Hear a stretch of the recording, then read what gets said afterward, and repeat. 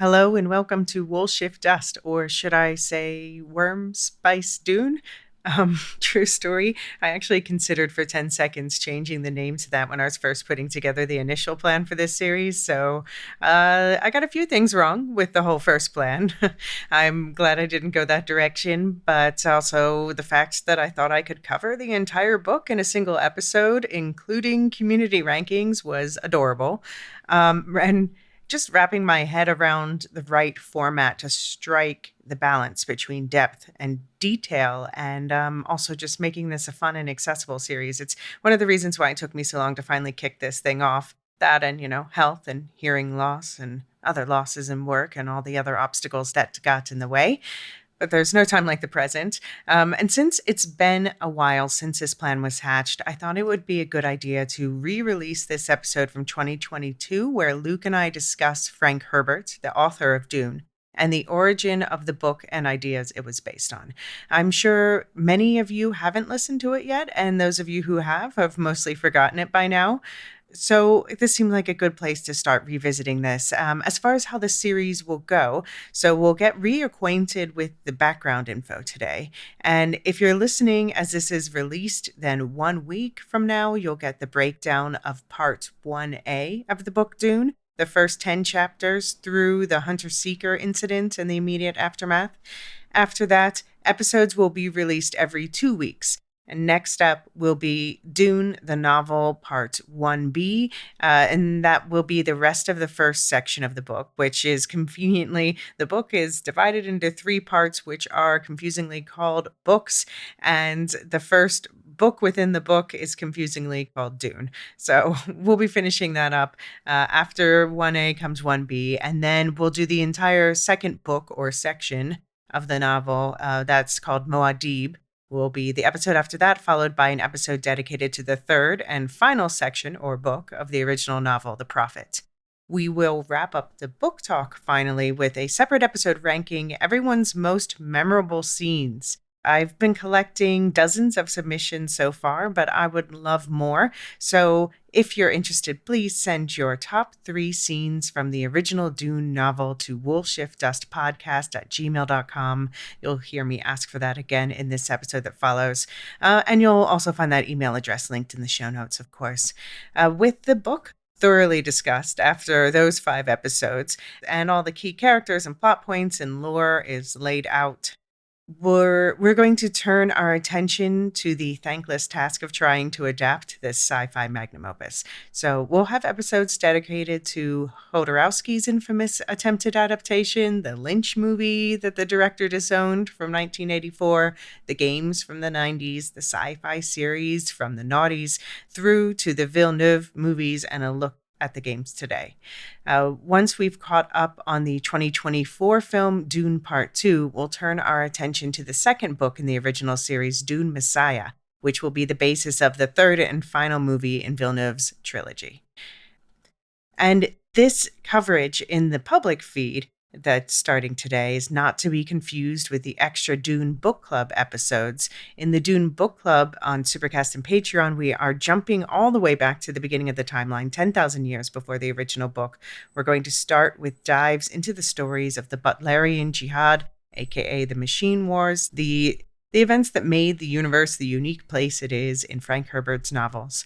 And later today, book club members will get the first episode in that series, which is a look at the short story Hunting Harkonnens by Brian Herbert and Kevin J. Anderson, the earliest story in the Duneverse timeline.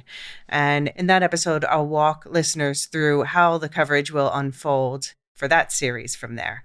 And after a few episodes have been released, I'll offer a season pass similar to the Silo season passes, but this one just for the ancient Dune book and story breakdowns.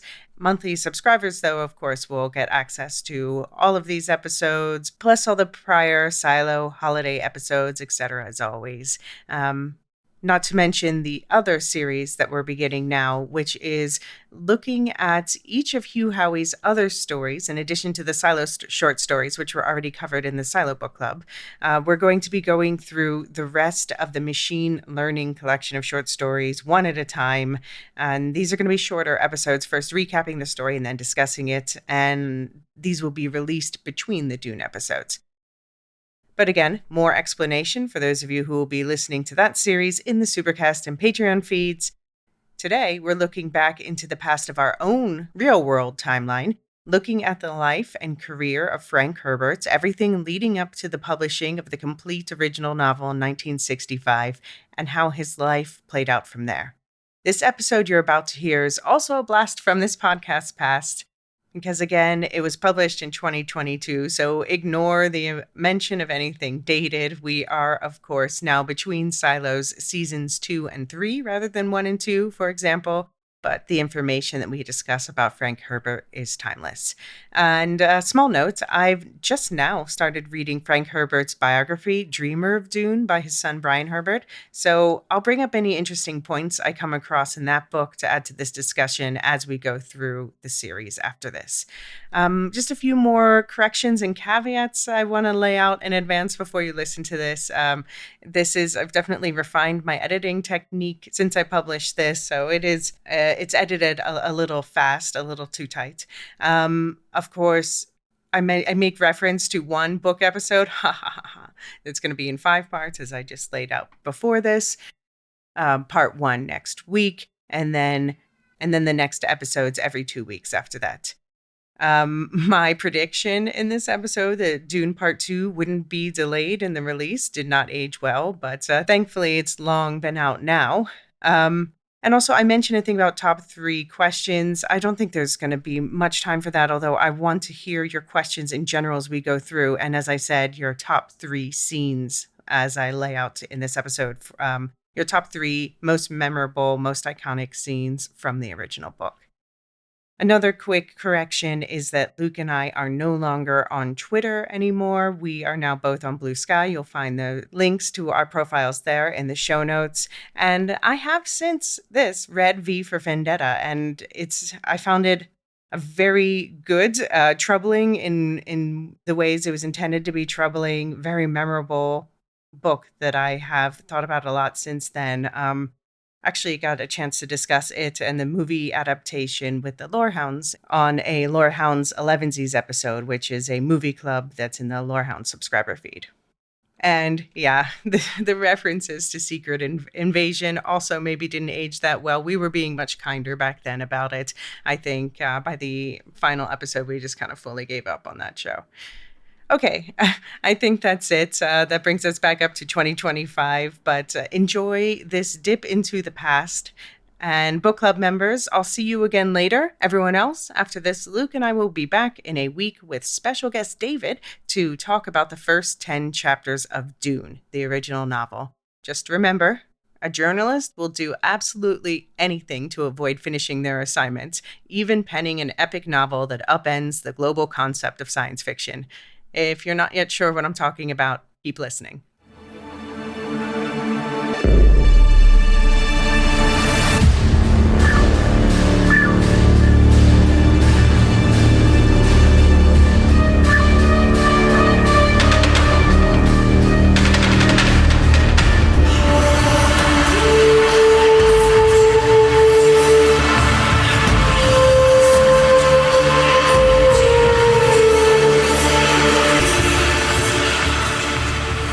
Hello, Woolshift Dustians. We are back to keep your ears entertained and your minds engaged between Silo seasons.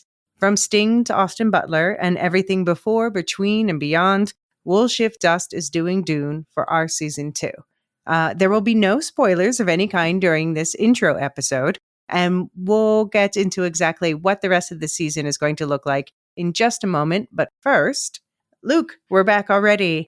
How have the London archives been treating you? They've been treating me well, actually. Been doing a bit of mentatting down in London. And we're not going to get into the book just yet. That will be our next episode. But I know that you've been rereading. Last you updated me, you were at the part where the 2021 film ended. How's the rest of the reread going? I actually finished it over the Okay. weekend. Because I'm sure you've had the same experience. When you start Dune, you have to finish it. Yeah. It's not a thing you can go and put down and come back to. It kind of has that quality that once you start, you have to finish. It almost reads itself. It does. It does. And okay, so this read, who is your least favorite character? No spoilers. Least favorite character, gotta be the Baron Harkonnen. Okay, yeah. I mean, big, truly evil, mustache twirling guy. Yeah, like Herbert goes out of his way to describe him in like physically grotesque terms. Well, because that's one of the most interesting differences they've been making in most of the adaptations is they have because he has these suspenders that help hold him up because of his massive weight. But then the adaptations have him flying around like a maniac. Well, the worst one is like the David Lynch one where he's got some kind of uber acne thing going on, some sort of skin disease, which isn't anywhere in the book. Yeah, David Lynch was like, how can I make this weirder and grosser? Yeah. Yeah, so I on the one hand I would want to say Baron Harkonnen, but he's so deliciously evil. He's just one of the most loathable characters in all of literature that I almost want to say someone else. And then I don't know, it falls on the Reverend Mother, I guess, because she's just such a pardon me cunt that I just she just stands in everyone. She's so annoying. So you say I've been reading it. I kind of have and kind of haven't. I have read a physical copy of Dune many years ago, but because of the nature of what I do for a job, I really don't I read a lot for work, so I'm not really motivated to read outside of that. So I listen to a lot of audiobooks. No, yeah, to be clear, when I say reading, I always include audiobooks in that definition. Okay. You're consuming the book. Because, think about, for instance, visually impaired, readers and just people for whatever reason, dyslexia, who knows? Yeah, There's 1,000 different reasons you might want to read the audiobook. The version I've got is somewhere between the book and a performance of it. Because the way the audiobook is structured, they have different voice actors read from different characters' point of view, and they also have a separate voice actor as the omnipresent narrator, where it's no particular character. It's not being read from a particular character's point of view, and there is music and sound effects. So It is the book; it's the full text. Yeah, but it's also a bit an more audio play, a performance, and just a straight reading of it. Yeah, no, I think that's awesome, and I love how the audio options have gotten so much better in recent years. That it's gone from, my friend was telling me that back in the day, a lot of the books weren't even the complete books. It would be Dune abridged, which, come on. Yeah, who wants to listen to an abridged version of anything? Right, Much less exactly. Dune. Yeah, exactly. Oh, I don't know who the Bene Gesserit are. Moving on. But yeah, no, I'm so glad that that's gotten better, and it's nice that you bring in that perspective of having had the audio experience, where I do tend to cling to the word on paper or word on in this case for this I'm rereading it digitally so that I can do the searching and the highlighting and all that stuff to make my notes. Yeah, because I don't write in my actual books. Does that remind you of reading the OC Bible then? Because I think one of my favourite bits of the book is when they're describing the tiny, a holographic OC Bible. Okay. Because this I was going to say this later, but I might as well say it now. Dune occupies a very special niche in my sort of exposure to fantasy and sci-fi, because I have no visual imagination. I have a very limited visual imagination. Right. So normally I will watch the movie or the TV series first if it's a book, because if you're telling me it's this massive futuristic city, floating in the clouds at 30,000 feet, I can't picture that. I need somebody else to show it to me or I don't get the effect. Right. Dune is one of the very rare books where Herbert's description is so evocative that I actually can picture it in my head. Yeah. And it's also one of the few bits of media I've read before I've seen any adaptation of it. I mean, I read it. Okay. I read it for the first time when I was 15, which I think is the ideal age to read Dune for the I first think I time. was By the about the way, same age too. Yeah. Yeah. yeah, Yeah, so that's interesting because okay, so what you're describing is aphantasia, and but I know it's, for instance, another person who has it is one of my best friends here in Amsterdam, who is he's an animator. Like his job is a visual job, but still, if you tell him picture yourself on a beach, he's like, I can't complete the assignment. I'm sorry. yeah, And on the other hand, I'm on the opposite end of the spectrum. I have hyperphantasia, which means it's very vivid imagination, and this doesn't just apply to visual things, but also imagining other senses too. yeah, So yeah, so that's an interesting work. So we're going in with a couple different perspectives. We've got the written versus audio. So I'm looking forward to hearing if you have anything to throw in as we're going through the book about how certain passages were interpreted by the readers. That would be interesting. And also, yeah, we've got the hyperphantasia versus the aphantasia. yeah. So on this reread, who's your favorite underrated character or most underrated character for you? Oh, most underrated character. Like for me, it's shout out Mapes. Always, I always think like she gets cut out of the Yeah, that adaptations. role really gets minimized. Hmm. Stilgar, Okay, yeah, because fair. I think he goes on a really interesting journey from the beginning to the end of the book, and I think that's really underplayed in all the adaptations that I've seen, and even like in the text of Dune. It's more left up to your imagination to infer how Stilgar got from point A to point B. There's that really sad passage close to the end where Paul talks about looking at him and seeing a follower rather than a friend. Right. Yeah, and I think that's a really interesting juxtaposition because it goes to the heart of one of Frank Herbert's themes, which is to be like uber critical of charismatic leadership. Yeah. So for anyone who's wondering, that's the character is played by Javier Bardem, the leader of the Fremen. Obviously, no spoilers. We'll get into that. Yeah. No, that's fair. And shout out Mapes, of whom I was speaking, is also a Fremen actually.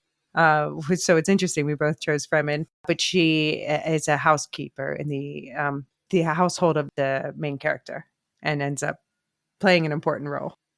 Yeah, no, I can't wait to talk about that. And yeah, we're going to be getting into all that in our next episode in 2 weeks, where we'll recap and analyze the entire first book, this time with both of us having read it.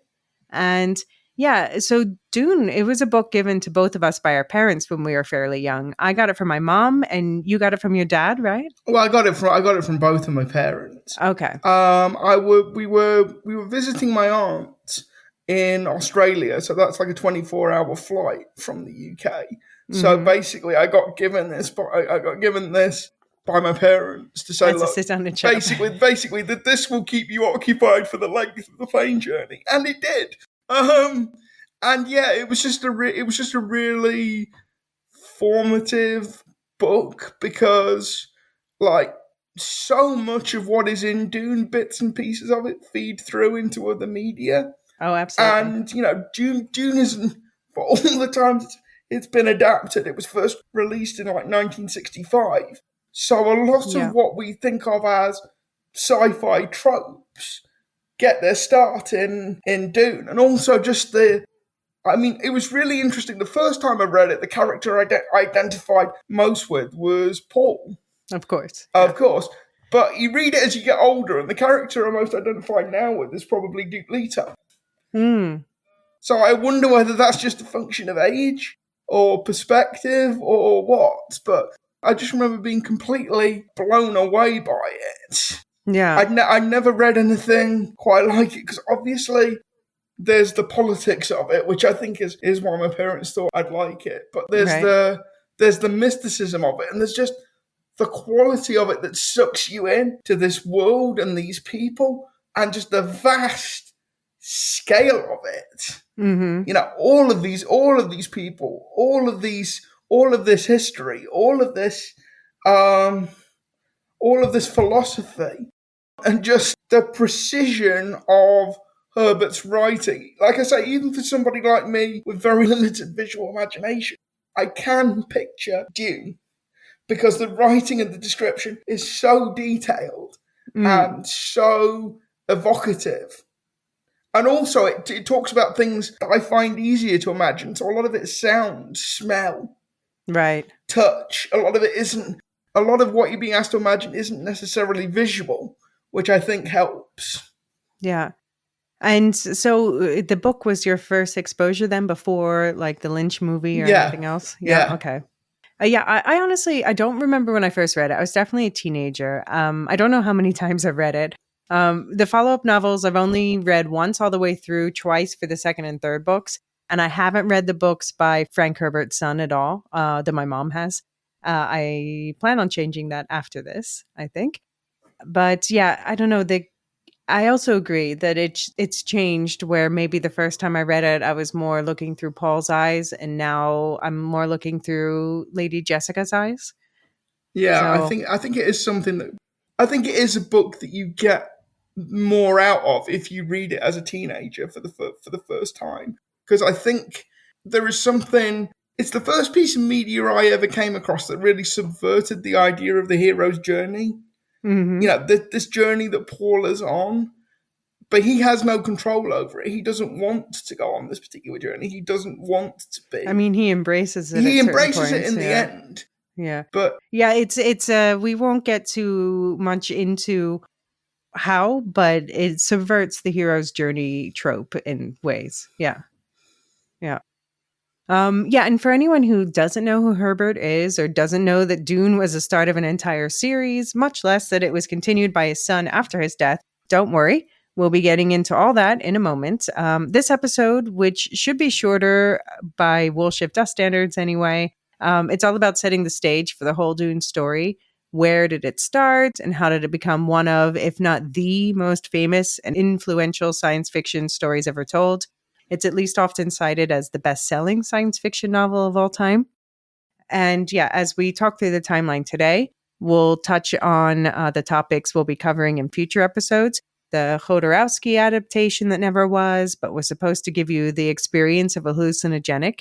The trippy 1984 Lynch adaptation that actually did happen, and how that spurred the Dune series to real fame and spawned some video games too.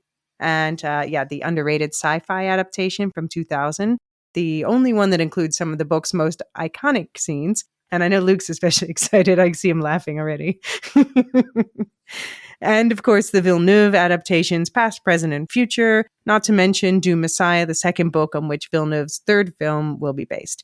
Luke, of all of these, which are you most excited to talk about, and why is it the sci-fi one?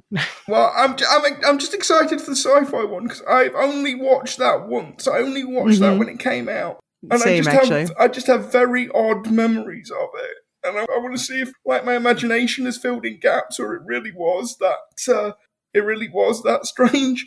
The one I'm actually looking forward to most is talking about the '84 Lynch adaptation Okay. because my first exposure to Dune was the book, but my dad's was the Right. movie, and my dad loves that movie. Like every time we've changed formats, we've got VHS, we've got DVD, we've got Yeah. Blu-ray. It's like every time I'm home, it will either be, do you want to put Interstellar on or do you want to put Dune on? It will be one of those two films. My dad absolutely adores that film, so I've seen that. Yeah. I've probably seen that in like three figures. I can quote Yeah. large sections of that film from memory. Yeah, my mom's a big fan too. Maybe not as like to the detriment of all other sci-fi as that, but yeah, that's definitely was her entryway drug that got her on the books and everything else. Yeah. No, Dad, it's either Interstellar or Dune. One or the Yeah. other. Take your pick. Yeah, I'm kind of excited to get into the adaptations that haven't gotten as much attention, but especially like juxtaposing them all together. I think yeah, they're all wonderfully weird, but in vastly different ways. So each is like each is undeniably adapting the same story, but from a different angle. And like the visual creativity these books have inspired, it's just really fascinating how it goes in all different directions. So I'm especially excited to take a closer look at the different choices each director has made in the adaptations, which ones worked, which ones didn't, and why, and what can we learn from these that we can use to evaluate other adaptations of other stories. Yeah, we're definitely going to be relishing in all the delightful weirdness too. For each episode, I'm going to ask Luke and I and listeners at home to rank a top 3 as they read or watch each entry we're covering. So I'll be gathering that feedback so we can analyze it together and figure out what we're responding to as a community. So stay tuned until the end of the episode for the first top 3 question. And quick housekeeping note. We have, of course, heard the rumors that Warner Brothers is considering moving the release date of any and all of their upcoming films, including Dune Part 2, due to the ongoing writer and actor strikes. We're going to continue as planned for now, and if a date change is announced, we'll shift the later episodes of this series accordingly.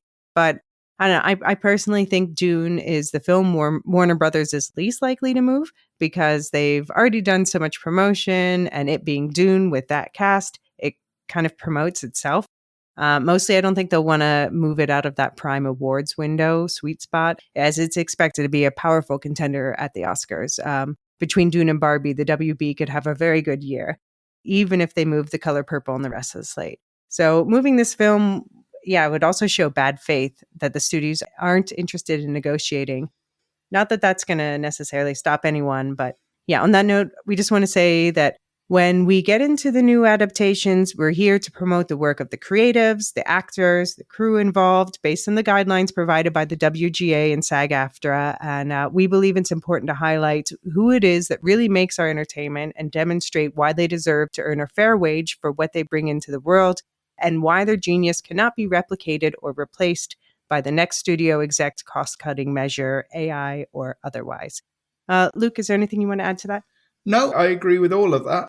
I did want to ask you one question in this introductory episode, Elysia, which is, do you think any of the adaptations that have been released so far actually live up to the book?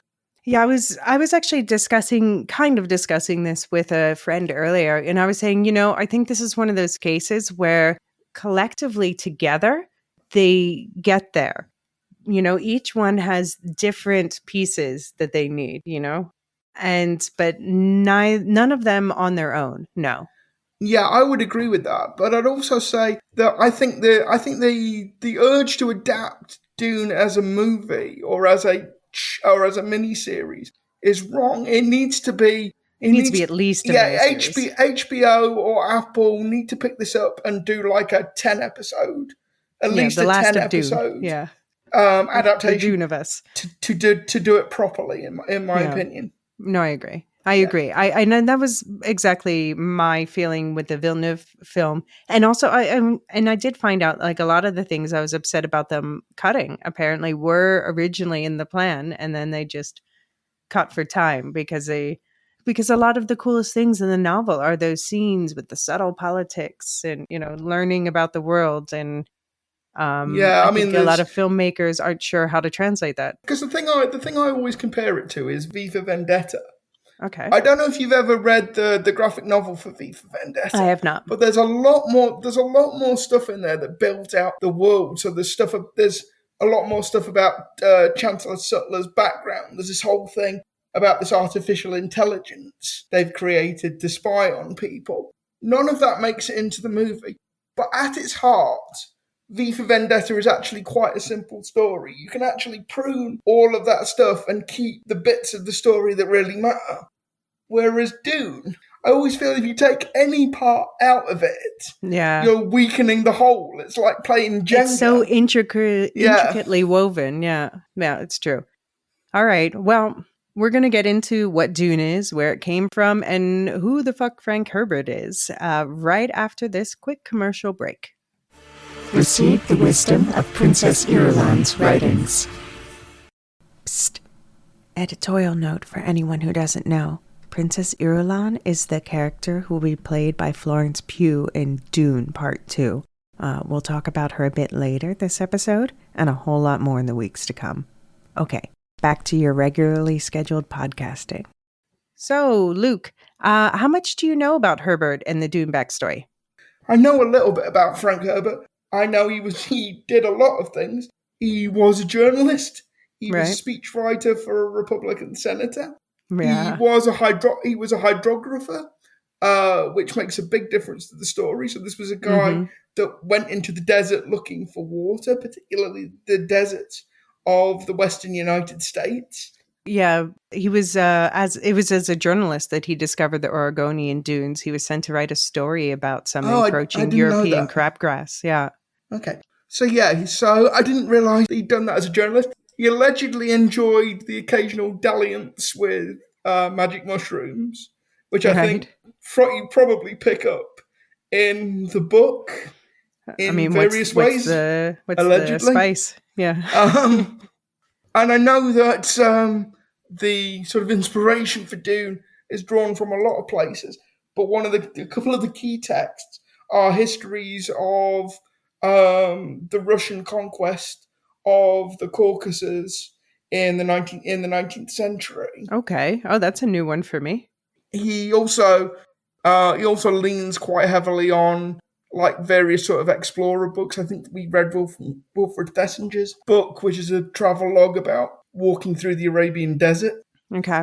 And as we did some research ahead of this podcast, obviously there is a lot of Arabic influence in Dune. So, Some Bedouin.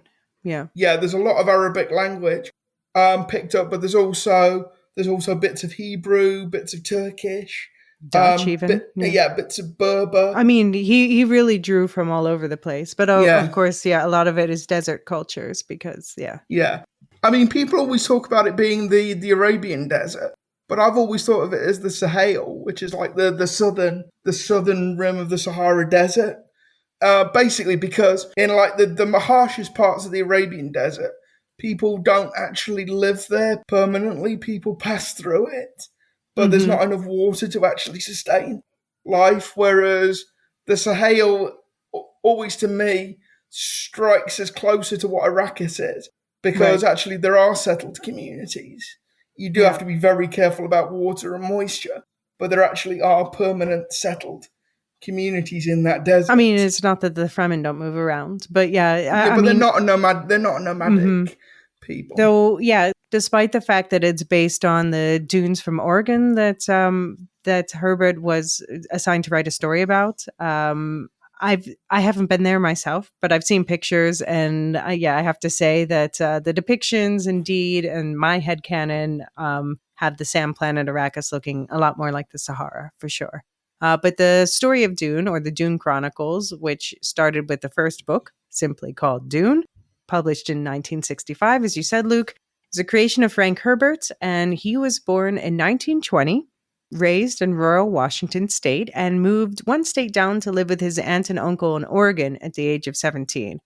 He was known for his sharp mind, having become an avid reader at a young age, and he was an extrovert, making friends easily. But I do have to wonder if this moving in with relatives in high school had any influence on the way Paul Atreides, the main character of Dune, seems to be more at ease with like uncle-like figures like Duncan Idaho than his own parents in the first half of the book.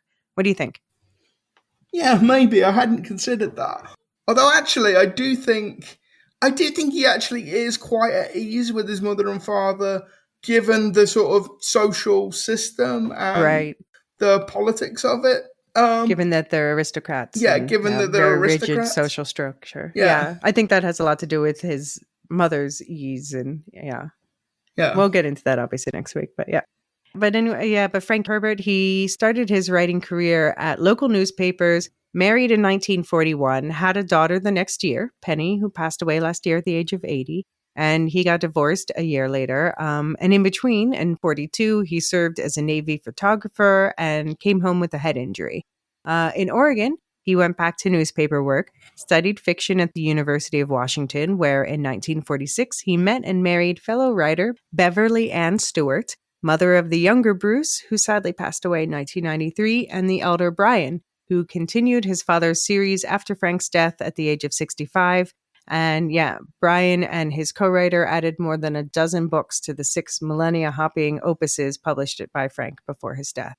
At age 76, Brian Herbert is still going strong and plans to release his next Dune novel this fall. Now, have you read any of Brian's novels? No, I haven't, actually. I've only read Dune, Dune Messiah, and Children of Dune. Okay.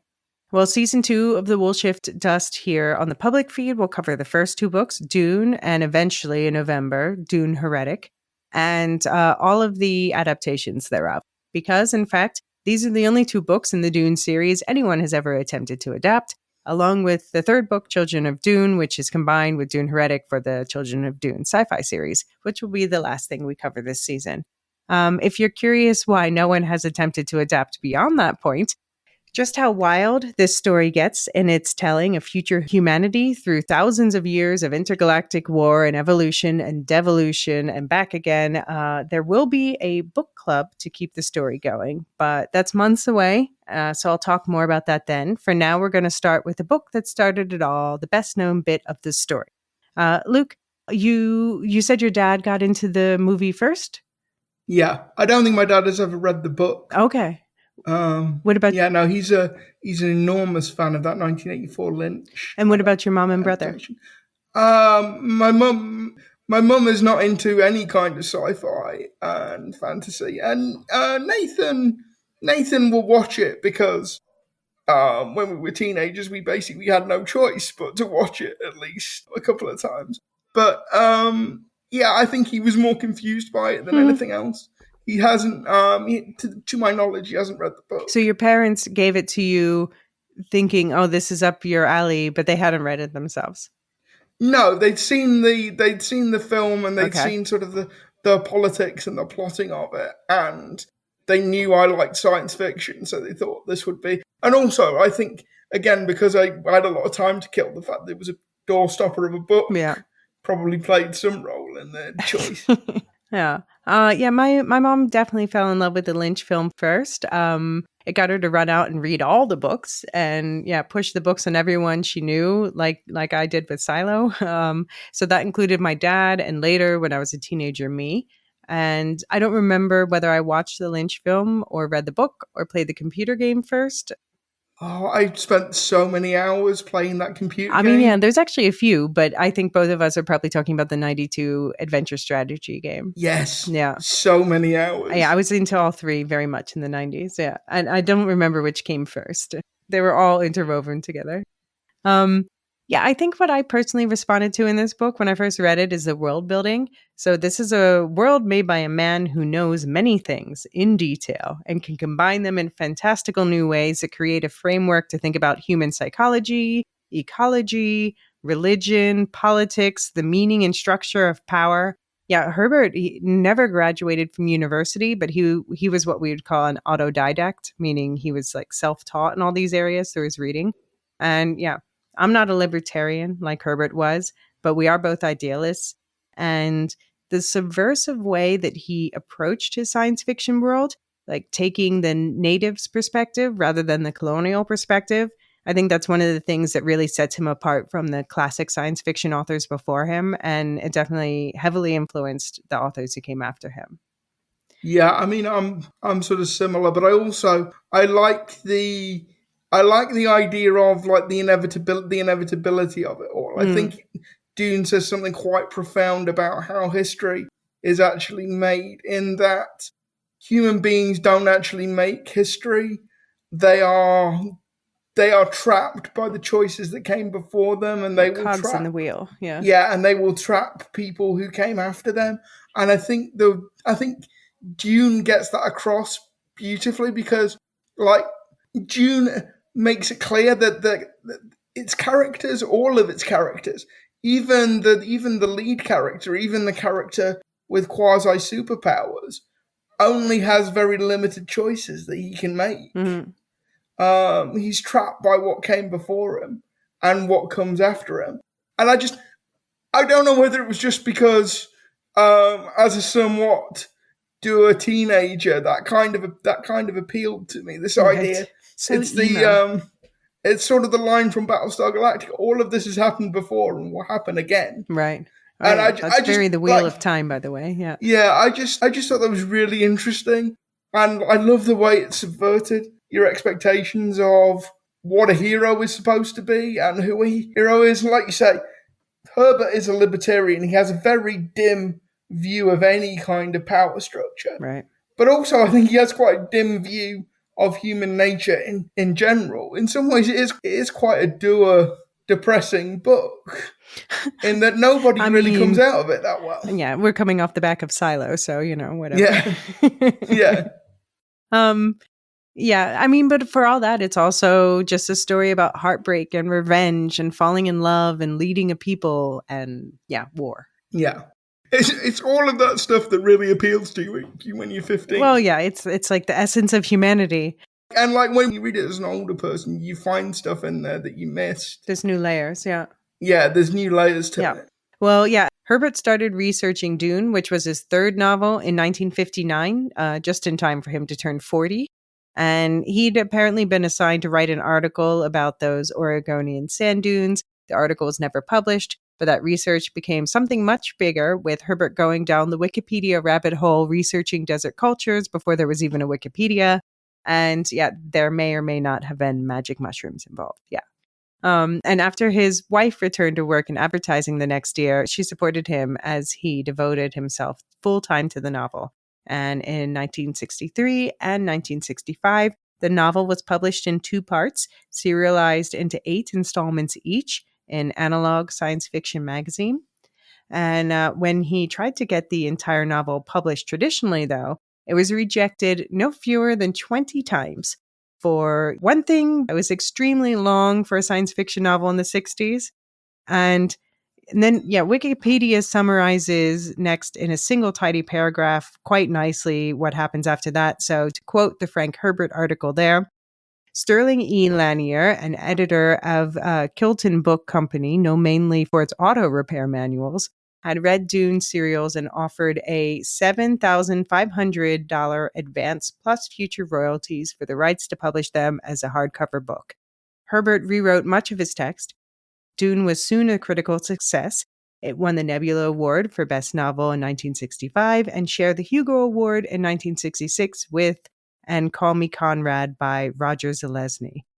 For anyone who doesn't know the Hugo and Nebula, they're like the Oscars and Golden Globes of the science fiction writing world, and Zelazny is one of like the greatest science fiction writers of all time.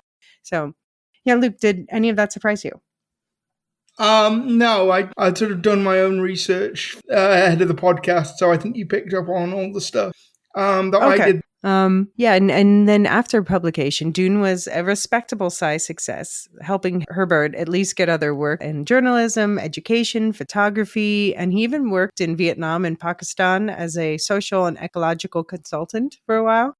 But by the end of 73, his novel Dune, the 1969 sequel Dune Messiah, and his other work had earned him enough to not only become a full-time author, but also buy a second home in Hawaii. And he did also write a bunch of non-Dune science fiction books, by the way.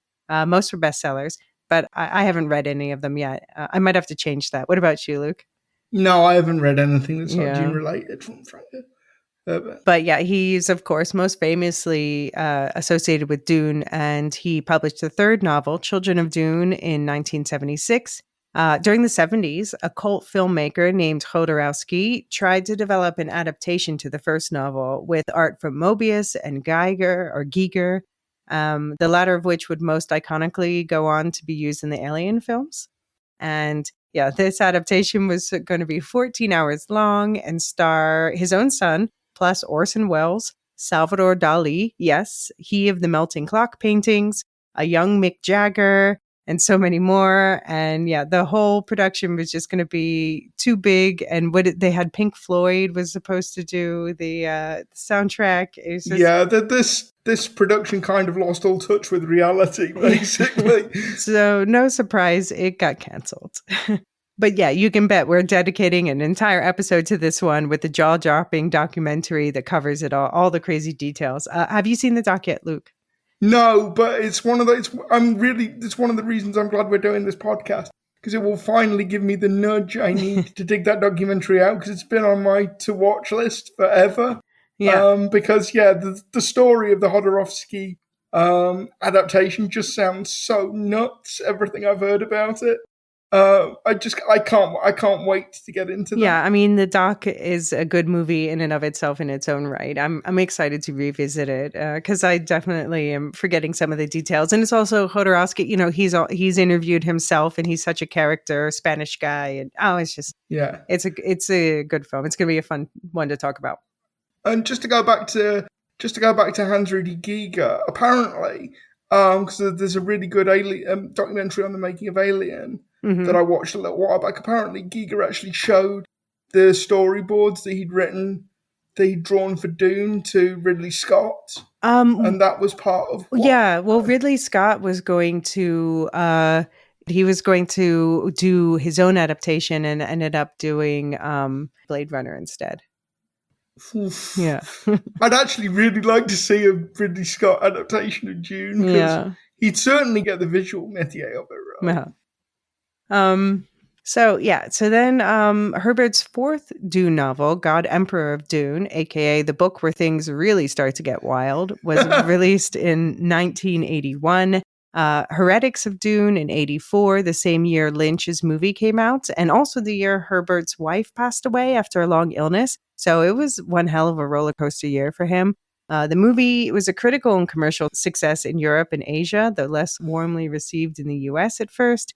But obviously, there were a lot of Americans who felt the way my mom and your dad did about it, because even before this podcast series, I'm going to bet that pretty much everyone listening has at least heard of this 40-year-old movie, if not already seen it yourself. So I think that's a pretty good mark of success. If you haven't, go and watch it because you'll enjoy it. You may not enjoy it for the most highbrow of reasons, but it's a trip. It's a fun ride. Yeah. We'll be watching it together in a few weeks. Yeah.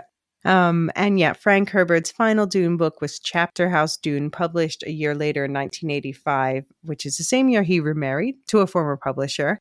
And he'd planned a seventh and final novel for the series, but he passed away in 1986 before he could complete it from complications related to a surgery for pancreatic cancer.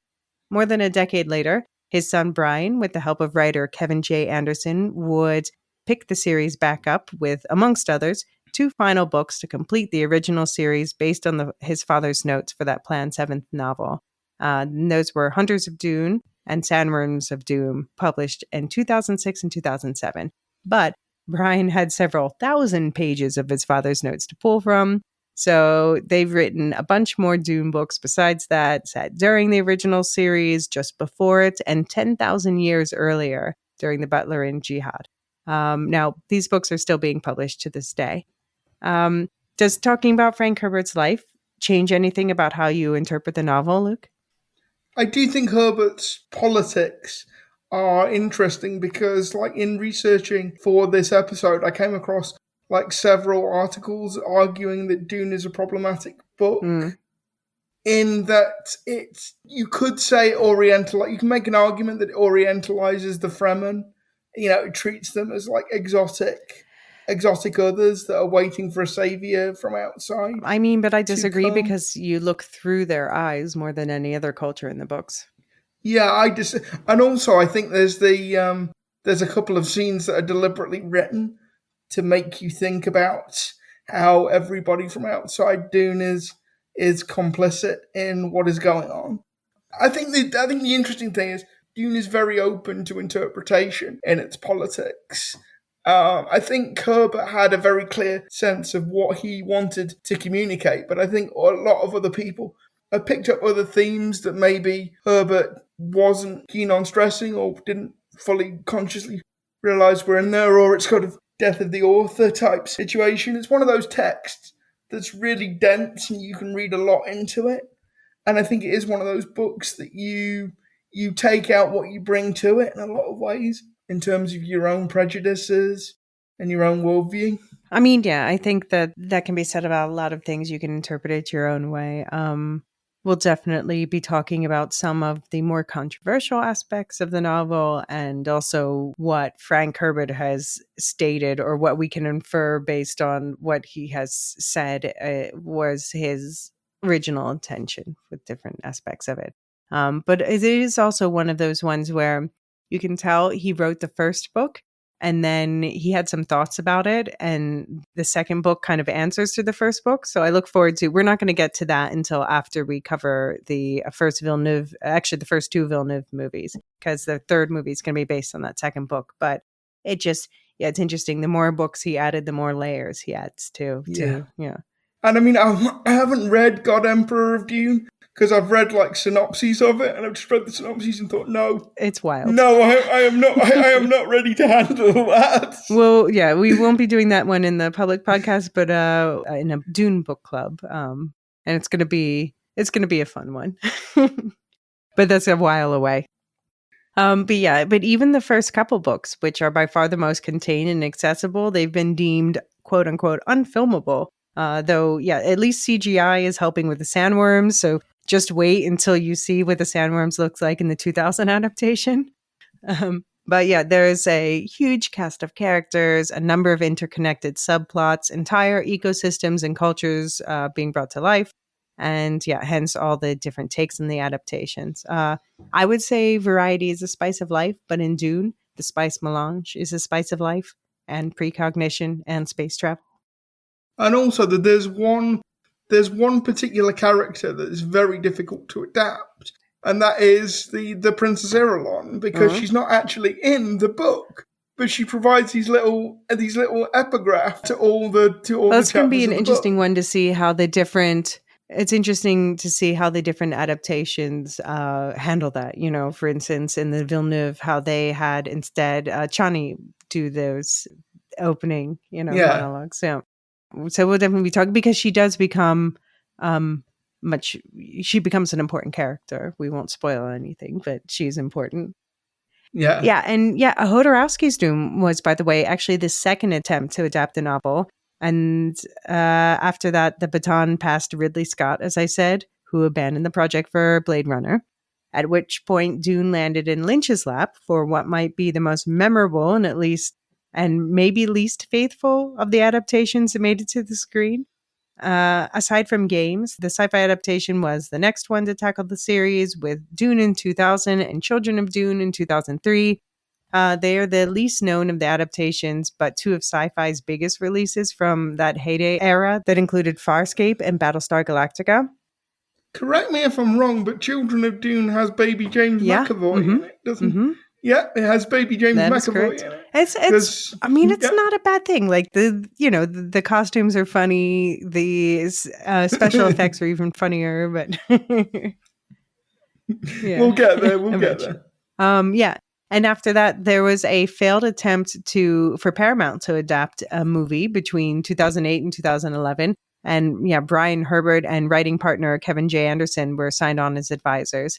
And then finally, the adaptation that frankly brings us here today, Villeneuve's 3-part take on the first two novels in Herbert's series.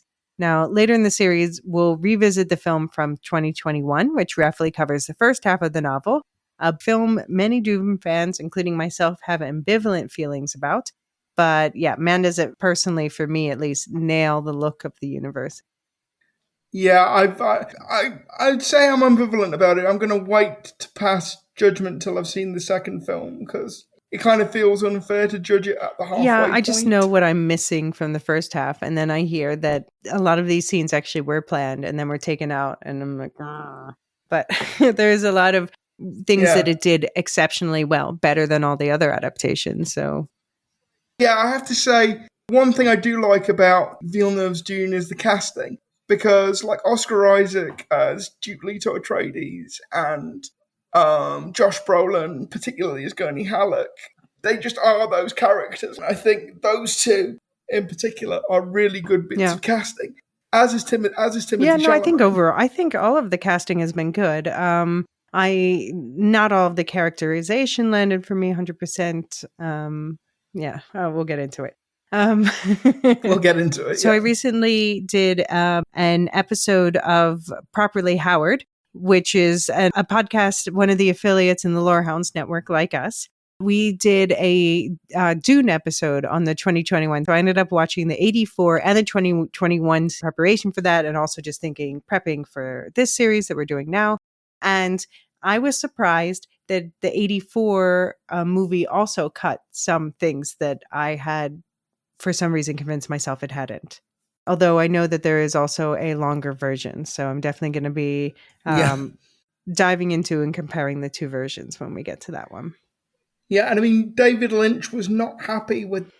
famously not happy with the final cut of Right. He that wouldn't even film. use his own I name. mean, Yeah. David Lynch actually wanted his name taken off of Yeah. that film because he was so unhappy with the way it was cut. And it's weird.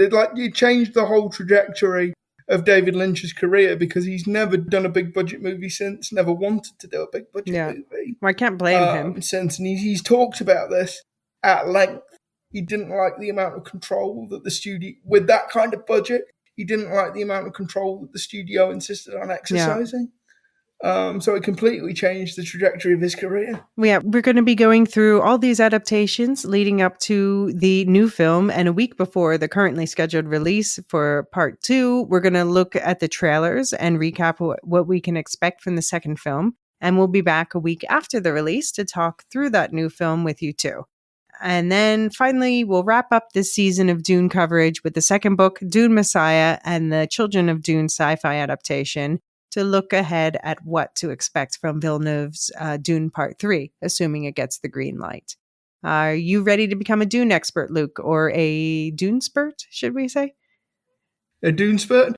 Like I said, I prefer to think of it as becoming a mentat. If a mentat, or possibly in your case, a Bene Gesserit's sister. But... I mean, I see no gender boundaries becoming a mentat, but no, I'd rather be a Bene Gesserit. It's like for Wheel of Time fans, it's like the Aes Sedai. Yeah, they get the cooler outfit. Yeah. And one of the things I'm most looking forward to talking about is just how much everyone's going to see Dune everywhere after this, like Star Wars, Wheel of Time, Avatar, etc. I don't think everybody realizes how much stuff we love today has indirectly come from this book. It's everywhere. When you actually start to think about it, it's genuinely frightening how influential this book has been. And some people get what Dune is about and take stuff from that. Some people, I think, have wildly misinterpreted Dune and what it was really about. I'm looking at you, Star Wars. I'm looking at you, George Lucas. Yeah. It's just an incredibly influential book. And like you say, when you realize how influential it's been, you see it everywhere. Yeah, no, I agree. And for everyone at home who's following along, I definitely obviously recommend reading. I'm going to be doing my reread this time rather quickly myself. But yeah, it's the best way to get the full picture and immerse yourself in that world. But for those of you who don't have the time or desire, don't worry. We'll be breaking the whole book down, all the major characters, settings, themes, and plot points, so that you can understand the bones of the story and feel fully planted in this world. And then we'll tackle the adaptations and look at how well they brought that world and story to life. For those of you who have read or are reading along, my first top 3 question for you is, when you're reading the first book or thinking about the first book, what are your 3 favorite scenes from this book and why? It can be the most memorable scenes, the scenes that moved you the most or surprised you the most, or just the 3 book scenes that stick out to you in whatever way. I'll throw up a post on Twitter. Yes, I'm still calling it Twitter now and forever. And you can also hop onto the We'll Shift Dust channel of the Lorehounds Discord to share your takes there. Or you can also email them to us at we'llshiftdustpodcast@gmail.com. And Luke and I will, of course, share our top 3s live in the next episode. If people are interested, by the way, I know there are several audio versions of it. The one I've been listening to is the one that is available on Audible, and it is the one that lists Simon Vance as the narrator. Obviously, there's a full cast, but it's the one that lists Simon Vance as the main narrator. Okay. And you heartily recommend it. I do. It's a really good production. Yeah, and also looking ahead a few episodes, I'd love to hear from people who have played the Dune video games from the 90s and beyond. So yeah, please tell me what you can remember. I'd especially love some voice memos on this topic. You can email them to me at we'llshiftdustpodcast@gmail.com again, that email address in the notes. And meanwhile, the Silo Book Club is heating up on Patreon. You'll find both part 2 of my Hugh Howey interview there, as well as the full breakdown of the first book in the Silo series, Wool. So yes, we're giving away all the spoilers about what's going to happen next in the story, with Sam of Silo TV fans fame this time to protect Luke's show-only innocence.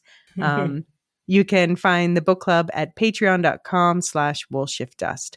And I want to personally thank the new Silozins who have joined the book club since we aired our Silo Awards episode. Paul Kent, Merciless Fur, Stu, Samartian, Dan G, Melly B, Cliff J, Tom S, Lisa Fancher, aka Lady Walker Fan, Matthew M, James N, Diane D, Laura E, Redhead Shannon, Natalie L, Aurelio, Josh W, Faisal M, Salsa, Kim Shong, aka The Lone Token or That Chick Who Plays Bass, Nano Nate's Great, Chris C, Ranga B, Paige C, and Nancy M. Sam and I love having you all reading, listening, and discussing with us. And there's still time to get in shift feedback before this weekend if you want in on that discussion too. And this podcast was published by the Lorehounds, a podcast community dedicated to deep dives and hot takes just like this. I'm one of the co-hosts of the MCU Universe series on the Lorehounds feed, where we're just wrapping up our coverage of Secret Invasion. The show isn't everything we hoped it would be, but there's a lot to analyze, from the interesting seeds for future storytelling to what exactly went wrong with the realization of it all. I've got to say, as a listener, I think you guys have gone out of your way to be fair and balanced on that show, because it would be so easy to rip it limb from limb, and you didn't.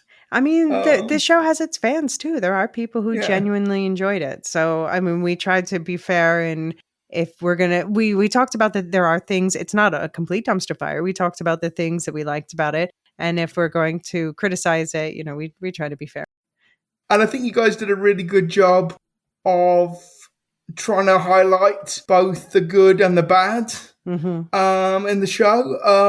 I think it would have been really easy to just point and laugh and go dumpster fire. And in true Lorehounds fashion, you guys didn't do that.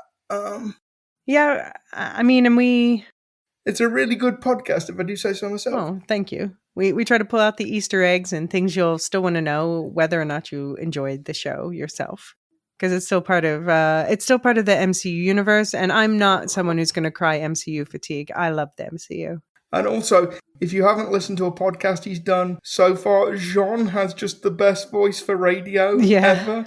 It's true. It's just fantastic. Yeah. Deep and velvety. Yeah.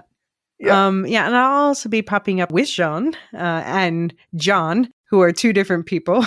We're in a one-shot to talk about Good Omens, the second season of the Neil Gaiman adaptation. And there'll also be episodes coming out soon from the Lorehounds without me, including a primer for Ahsoka Season 2, continuing their coverage of Foundation, which is perfect for Dune fans, as well as One Piece, the Earthsea series of books, Tolkien's Silmarillion, and a bunch of other stuff. And starting in September, I'll be guesting on their Wheel of Time coverage too. And new to the Lorehounds Network is the podcast Properly Howard I mentioned earlier, where Steve and Anthony tackle movies one irreverent take at a time. Their new season, starting this month, is all about remakes, from White Man Can't Jump to The Wicker Man, and including that episode about the 2021 Dune film that I guested on, which will be coming out toward the end of this month, if you want a preview on my thoughts on that film. And Luke, where can people find more of you? So they can find me at Luke Middup on Twitter. Yes, it is Twitter. It will always be Twitter. And I also do another podcast with a couple of friends from uni. It Could Be Said, all one word. We look at politics, international relations, and sport. And I'm also on Twitter and other social media as at Elysia CB. And you can always find me on the Lorehounds Discord too. Talk to you again in a couple weeks when we'll make sure you know your mentats from your Spacing Guild, see the subtle difference between the Kwisatz Haderach and the Muad'Dib, and understand why there's the Bene Gesserit all along.